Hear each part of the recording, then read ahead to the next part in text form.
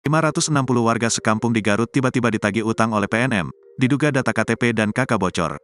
Bikin geger, warga desa Subakti terdata sebagai peminjam uang di Permodalan Nasional Madani, PNM. Padahal, mereka mengaku tak pernah meminjam uang sepeser pun ke PNM. Sebelumnya, ratusan warga desa Sukabakti, Kecamatan Tarogong Kidul, Kabupaten Garut, Jawa Barat menggeruduk kantor desa untuk klarifikasi tagihan hutang secara tiba-tiba dari PNM. Kejadian ini mengejutkan warga yang terkena dampak ini lantaran mereka mengaku tidak pernah melakukan pinjaman ke PNM. Kaur Umum Desa Sukabakti, Kartini mengatakan, ada 560 warga desanya yang terdampak permasalahan tersebut. Pinjaman fiktif itu berjumlah ratusan ribu hingga Rp2 juta, menyasar warga di 6 rukun warga. Ya memang betul banyak warga yang ada di data PNM, tapi tidak merasa meminjam. Jumlahnya, sementara, yang sudah masuk ke desa ada 407 orang, ujarnya saat diwawancarai awak media, Selasa, tanggal 18 Juli tahun 2023.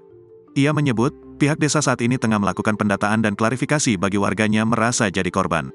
Hingga saat ini, pihak yang bertanggung jawab atas penyebaran data dan hutang yang tidak diakui oleh warga masih dalam proses penyelidikan. Kan ini masih dalam penyelidikan jadi belum menentukan siapa-siapanya. Iya, datanya bocor, ungkapnya. Sinta, salah satu korban mengatakan, kabar tersebut pertama kali diketahui oleh seorang tetangganya, yang menginformasikan tentang keberadaan hutang tersebut. Ada dugaan bahwa data pribadi seperti kartu keluarga dan kartu tanda penduduk ratusan warga tersebut disalahgunakan oleh pihak yang tidak bertanggung jawab. Orangnya, pelaku itu saya tidak tahu, enggak tahu, mohon penegak hukum usut tuntas. Jangan sampai KK tersebar seenaknya digunakan, ungkapnya.